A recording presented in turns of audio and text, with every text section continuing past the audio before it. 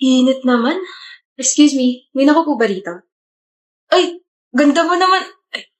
Ay, meron. Yung kaibigan ko. Kaso I gotta put me first, ganun. So, upo ka na. Ako na sa kaibigan mo? Actually, nasa CR siya naglalabas ng sama ng loob.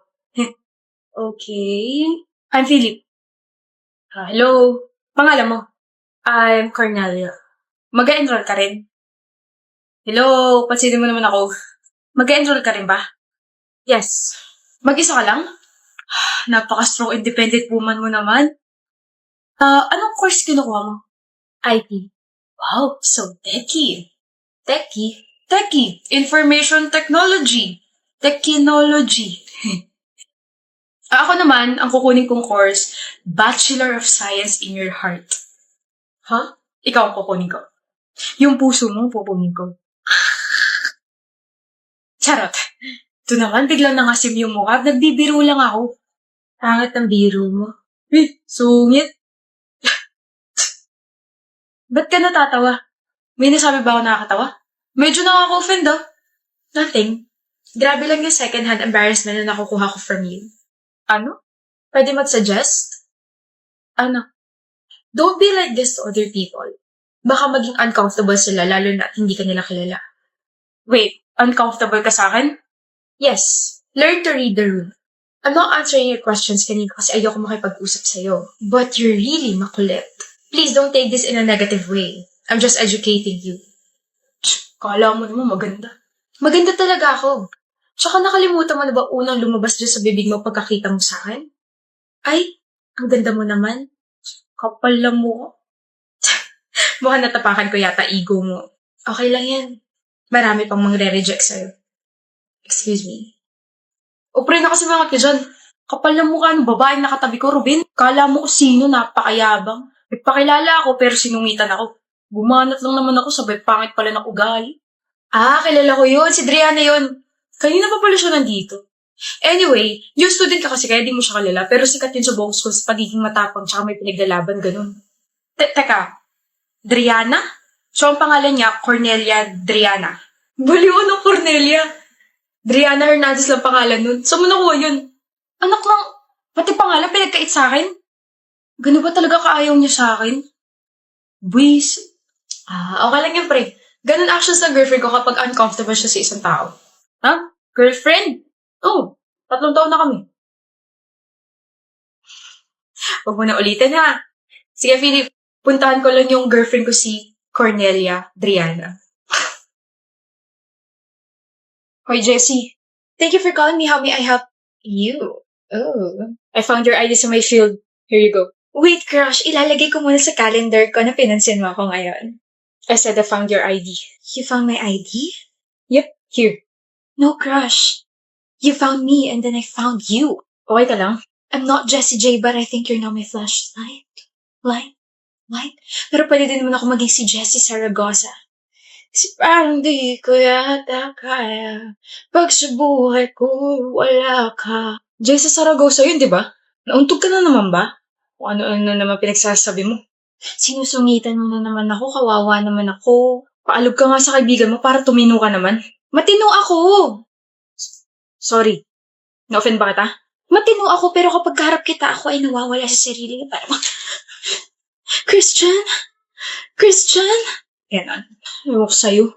Alam mo, Christian, kapag ako tumigil sa pangungulit, huyo ka na sa akin. Halata namang ako lang ang nagbibigay sa'yo ng makulay na buhay na parang gulay. No, Jessie. Kapag ikaw hindi ko pinansin, baka umiyak ka. Gustong-gusto mo pa naman ako. Ang yabang, ha?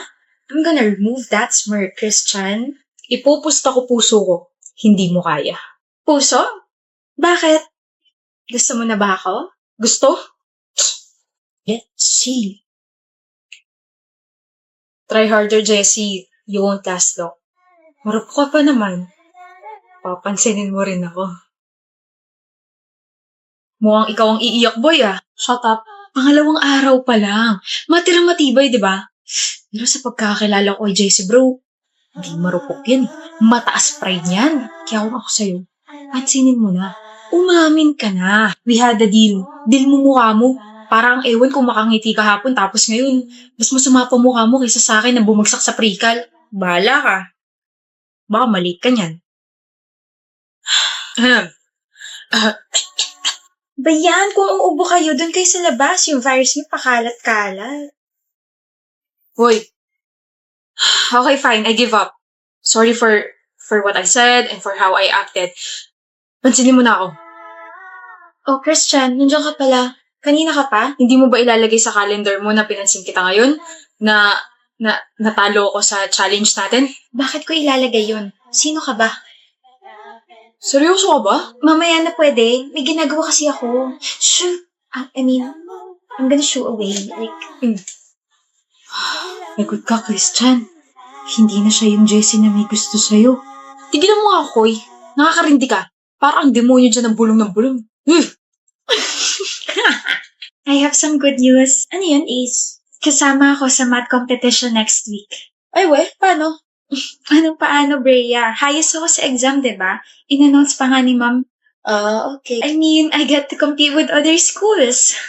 So, ano nga ulit yung kinukwento mo, Clara? So, ito na nga. Kahapon kasi. Look, niyan. Nanalo ako sa competition. I'm so happy. Oh. Ha? Bakit? Ano ba gusto mo reaction namin? Wala man lang congrats.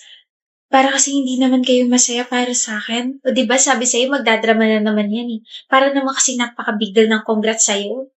Of course, big deal yun kasi kaibigan ko kayo. Mana yan, puwet ka na siguro kakaaral. Tama. Tara sa kantin. Congrats, Ace. Galing mo. Thank you, Hannah. Congrats ulit, Ace. Para saan? Di mo pa ba alam? Kasama ka sa honor list. Talaga? Yep. Deserve mo mag-celebrate. Kain tayo sa labas. Ano meron? Kasama ako sa honor list. Talaga? Oo nga. Talagang makakasama ka kasi di ba mayaman magulang mo? Anong sinasabi mo dyan, Brea? Bakit? Totoo naman, di ba? Kaya ka lang naman nagiging representative ng school, tsaka kaya ka kasama sa honor list kasi may kapit ka. Aminin mo na, friends mo naman kami. Oo nga, tsaka baka mamaya is pinangalan sa'yo kasi you're born to ace the quizzes and exams because of your connections. Hindi totoo yan. Nakita namin yung advisor natin, nakausap yung mama mo nung nakaraan. Baka mamaya may bagong pinipish sa competition for ace kapalit ng pera. How can you both say that? Wala kayong alam. Kaya kausap ni mama yung advisor natin kasi nagpapasalamat siya for guiding me. We're just saying na ang unfair kasi palaging ikaw ace. Give chance to others naman. Nabibigyan naman ng pagkakataon yung iba. Sadyang ayaw nyo lang aminin sa sarili nyo na bobo kayong dalawa, kaya ganyan kayo kay Ace. Hannah, sabi mo? Sakit ba masampal ng katotohanan? You can't even clap for her. Hindi nyo man lang masabi na, congrats Ace. Sobrang deserve mo yan. Hindi eh. Unang marka nyo sa kanya, puro pagdududa. Anong klase kayong mga kaibigan? Kaibigan namin siya. Kaibigan na Inglaterra dahil nakakaangat yung isa niyong kaibigan. Oo nga naman.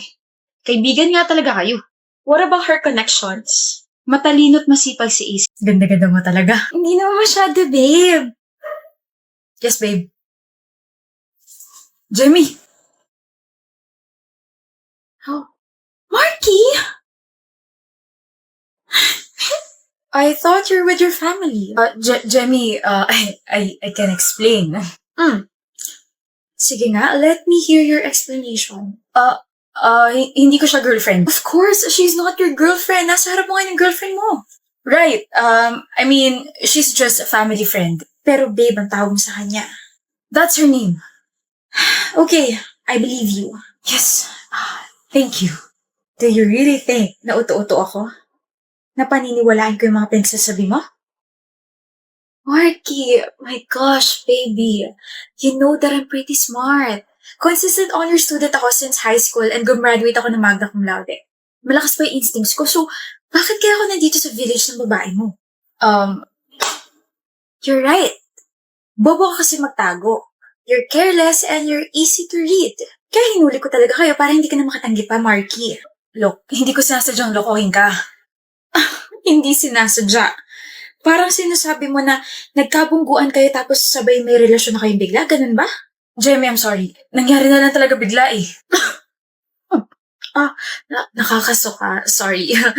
I just can't believe that I've been kissing that disgusting lips. Gusto kong budbura na kasi natin kayod sa sahig yan. Pwede ba? I'm sorry, Jamie. Sorry talaga. Pero Makikipag-break ka na ba talaga sa akin? You look very excited. Hindi ah. Yes, I'm breaking up with you. Then, pwede ba kitang singilin? What? Sa lahat ng mga ginastos ko sa'yo. May listahan ka ng mga ginastos mo sa akin? Yes, simula nung naging magkaibigan tayo hanggang sa naging girlfriend kita. Oh my gosh. Kung isusumbat mo naman pala sa akin yan, sana hindi mo na lang pinaggastusan, di ba? Girlfriend kita eh. That's the point. That's your own will. But now, oh, you know what? Never mind. How much? 132,498.67. Here's your check. Oh, how about let me charge you for cheating on me? Yeah, sure. Give and take? Yeah. I want your position in my company. What? No, that's too personal, Jemmy. Mawawalan ako ng trabaho. No. You made this personal, Marky. Also, I can't work with cheaters. Nakakasuka yun. That's unethical. Yung cheque. Kahit yung cheque na lang. Fine. Here, that's 150,000. I hope enough. Naawa naman kasi ako sa'yo bigla eh. Thank you, Jemmy. As in, sobrang thank you. And sorry talaga. You're welcome. 150,000. Walang pirma. Walang pirma yung cheque.